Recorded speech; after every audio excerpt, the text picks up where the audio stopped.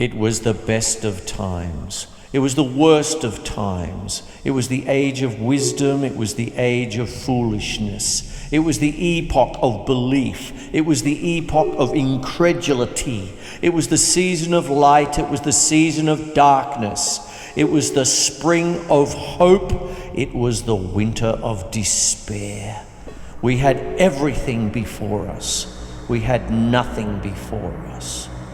We were all going direct to heaven. We were all going direct the other way. In short, the period was so far like the present period that some of its noisiest authorities insisted on its being received for good or for evil in the superlative degree of comparison only.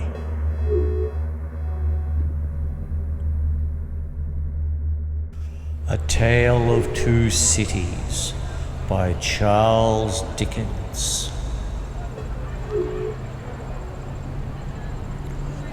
In 1775, Jerry Cruncher flags down the nightly mail coach en route from London to Dover. Cruncher is an employee of Tellson's Bank in London. He carries a message for Jarvis Lorry, one of the bank's manager. Lorry sends Jerry back with the cryptic response, "Recalled to life," referring to Alexandre Manet, a French physician who has been released from the Bastille after an 18-year imprisonment. A multitude of people, and yet a solitude. On arrival in Dover, Laurie meets Dr. Manet's daughter Lucy and her governess Miss Pross. Believing her father to be dead, Lucy faints at the news that he is alive. Laurie takes her to France for a reunion. A dream, all a dream that ends in nothing and leaves the sleeper where he lay down. But I wish you to know that you inspired it. In the Paris neighbourhood of the Faubourg Saint-Antoine, Dr. Manet had been given lodgings by his former servant Ernest Defarge and his wife Teresa, the owners of a wine shop. Laurie and Lucy finds him in a small garret where he spends much of his time distractedly and obsessively making shoes, a skill he learnt in prison. Laurie and Lucy take him back to England.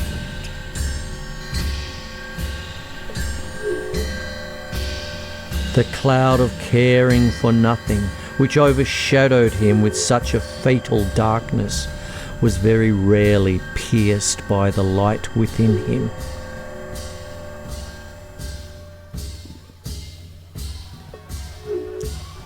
In 1780, French émigré Charles Dickens is on trial in London for treason against the British Crown.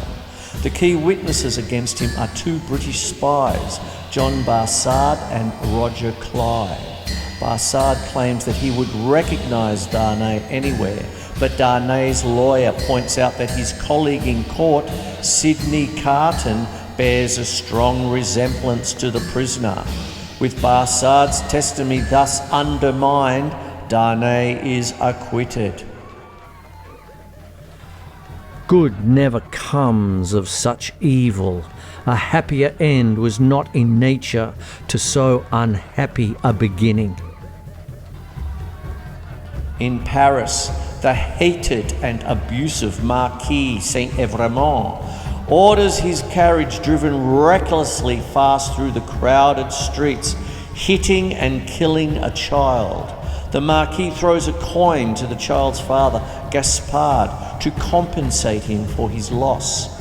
As the Marquis drives on, a coin is flung back into the carriage. Death may beget life, but oppression can beget nothing other than itself. Arriving at his country chateau, the Marquis meets Darnay, who is his nephew and heir.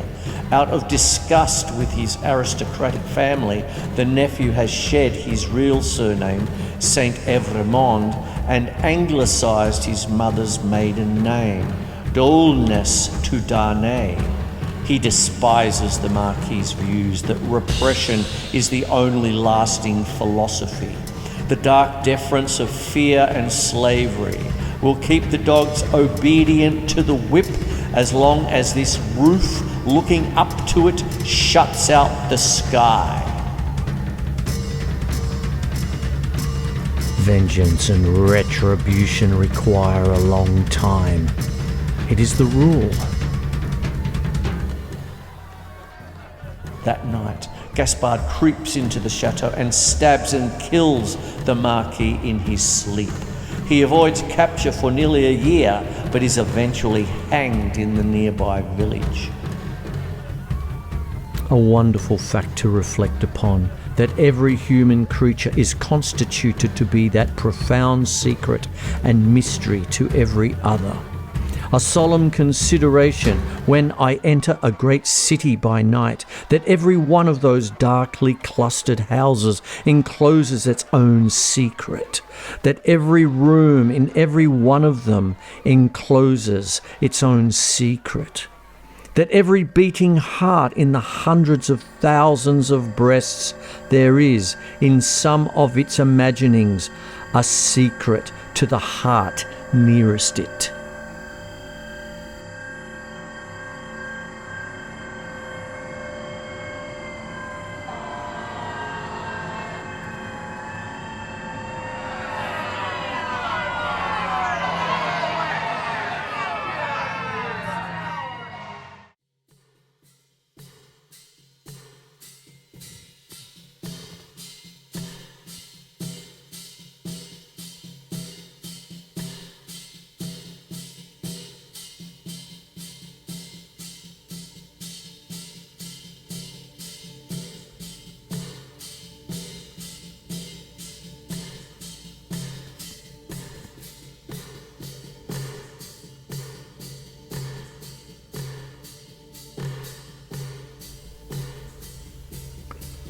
Nothing that we do is done in vain. I believe with all my soul that we shall see triumph. In London, Carton confesses his love to Lucy, but quickly recognises that she cannot love him in return. Carton nevertheless promises to embrace any sacrifice for you and for those dear to you. Darnay asks for Dr. Manet's permission to wed Lucy, and he agrees. On the morning of the marriage, Darnay reveals his real name and lineage to Dr. Manet, facts that Manet had asked him to withhold until that day. The unexpected revelation causes Dr. Manet to revert to his obsessive shoemaking. He returns to sanity before their return from honeymoon, and the whole incident is kept secret from Lucy. He knew enough of the world to know that there is nothing in it better than the faithful service of the heart.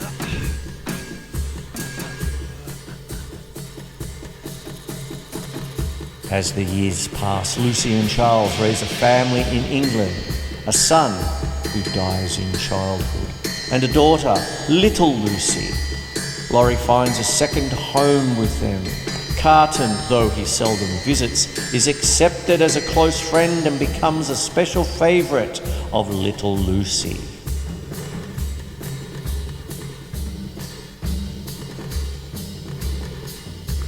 I would ask you to believe that he has a heart he very, very seldom reveals, and that there are deep wounds in it. My dear, I have seen it bleeding.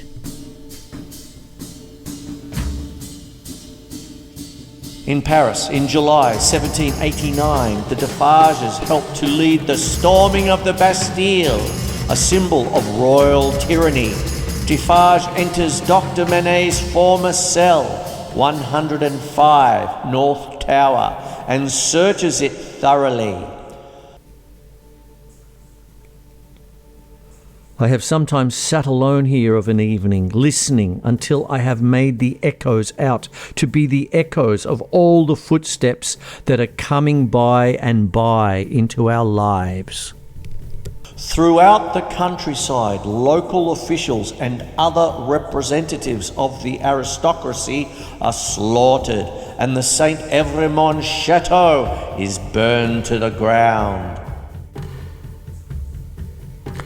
So does a whole world with all its greatnesses and littlenesses lie in a twinkling star, and as mere human knowledge can split a ray of light and analyse the manner of its composition, so sublimer intelligences may read in the feeble shining of this earth of ours every thought and act, every vice and virtue of every responsible creature on it.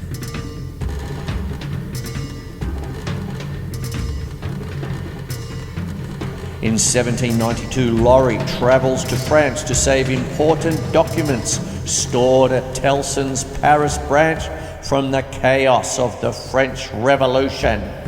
Darnay receives a letter from Gabelle, one of his uncle's former servants, who has been imprisoned by the revolutionaries, pleading for Darnay, now the Marquis St. Evremond, to help secure his release. Without telling his family or revealing his position as the new Marquis, Darnay also sets out for Paris.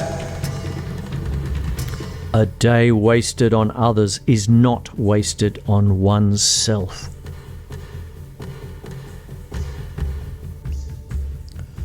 On his way to Paris, Darnay is arrested as a returning emigrated aristocrat and jailed in La Force prison. Hoping to be able to save him, Dr. Manet, Lucy and her daughter, Jerry and Miss Pross, all move to Paris and take up lodgings near those of Laurie. 15 months later, Darnay is finally tried, and Dr. Manet, viewed as a popular hero after his long imprisonment in the Bastille, testifies on his behalf. Darnay is acquitted and released, but is rearrested later that day. Think now and then that there is a man who would give his life to keep a life you love beside you. While running errands with Jerry, Miss Pross is amazed to run into her long-lost brother, Solomon. Now posing as a Frenchman, he is an employee of the revolutionary authorities and one of Darnay's jailers. Carton also recognizes him as Bassard, one of the spies who tried to frame Darnay at his trial in 1780. Solomon is desperate to keep his true identity hidden, and by threatening to denounce him as an English spy, Carton blackmails Solomon into helping with a plan.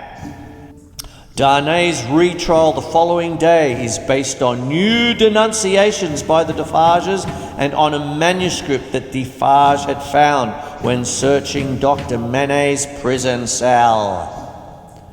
Defarge reads the manuscript to the tribunal. In it, Dr. Manet had recorded that his imprisonment was at the hands of the Evremond brothers, Darnay's father and uncle, after he had tried to report their crimes. Darnay's uncle had kidnapped and raped a peasant girl. Her brother, first hiding his remaining younger sister, had gone to confront the uncle, who ran him through with his sword. In spite of the best efforts of Dr. Manet, both the elder sister and the brother died. Dr. Manet's manuscript concludes by denouncing the Evremonds, them and their descendants, to the last of their race. The jury takes that as irrefutable proof of Darnay's guilt, and he is condemned to die by the guillotine the next afternoon. In the Defarges' wine shop, Carton discovers that Madame Defarge was the surviving sister of the peasant family, and he overhears her planning to denounce both Lucy and her daughter. He visits Laurie and warns him that Lucy and her family must be ready to flee the next day. He extracts a promise that Laurie and the family will be waiting for him in the carriage at 2 p.m., ready to leave the very instant he returns.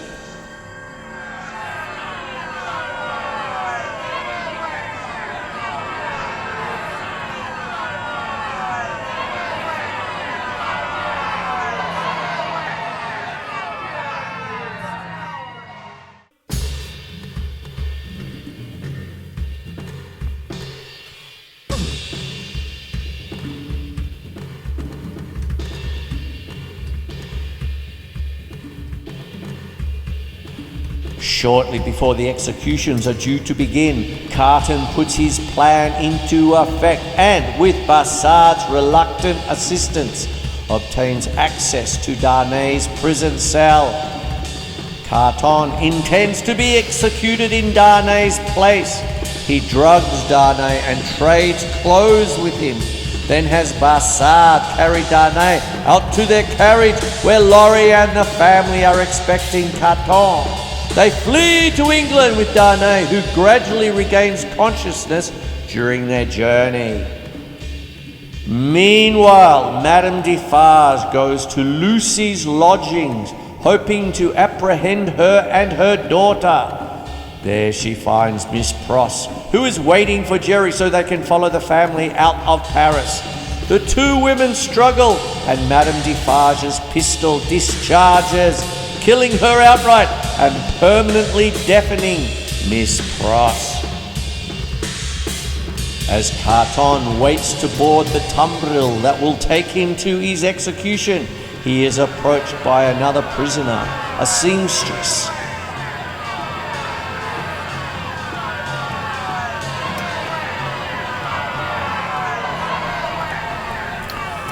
The footsteps die out forever. Along the Paris streets, the death carts rumble.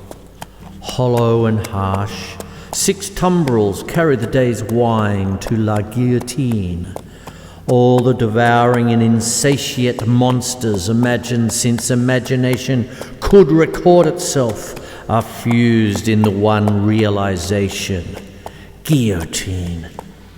And yet there is not, in France, with its rich variety of soil and climate, a blade, a leaf, a root, a sprig, a peppercorn, which will grow to maturity under conditions more certain than those that have produced this horror.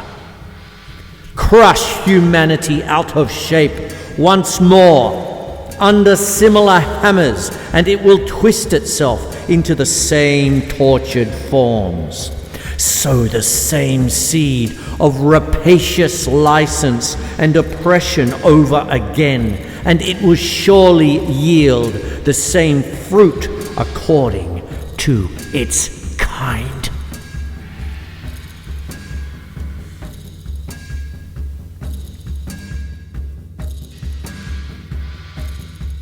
Carton comforts her, telling her that their ends will be quick and that the worries of their lives will not follow them into the better land where they will be mercifully sheltered.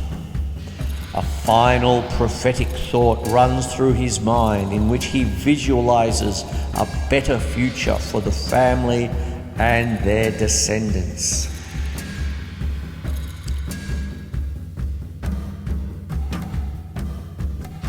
I see Bassard and Clyde, Defarge, the Vengeance, a lieutenant of Madame Defarge, the jurymen, the judge, long ranks of the new oppressors, who have risen on the destruction of the old, perishing by this retributive instrument before it shall cease out of its present use. I see a beautiful city and a brilliant people rising from this abyss, and in their struggles to be truly free in their triumphs and defeats through long years to come. I see the evil of this time and of the previous time, of which this is the natural birth, gradually making expiation for itself and wearing out. I see the lives which I laid down my life, peaceful, useful, prosperous and happy, in that England which I shall see no more. I see her with a child upon her bosom who bears my name. I see her father, aged and bent, but otherwise restored and faithful to all men in his healing office and at peace. I see the good old man, Laurie, so long their friend, in 10 years' time, enriching them with all he has and passing tranquilly to his reward. I see that I hold a sanctuary in their hearts and in their hearts of their descendants, generations hence. I see her, an old woman, weeping for me on the anniversary of this day. I see her and her husband, their course done, lying side by side in their last earthly bed, and I know that each was not more honoured and held sacred in the other's soul than I was in the souls of both. I see the child who lay upon her bosom and who bore my name, a man winning his way up in that path of life which once was mine. I see him winning it so well that my name is made illustrious there by the light of his. I see the blots I threw upon it faded away. I see him, foremost of just judges and honoured men, bringing a boy of my name, with a forehead that I know and golden hair, to this place.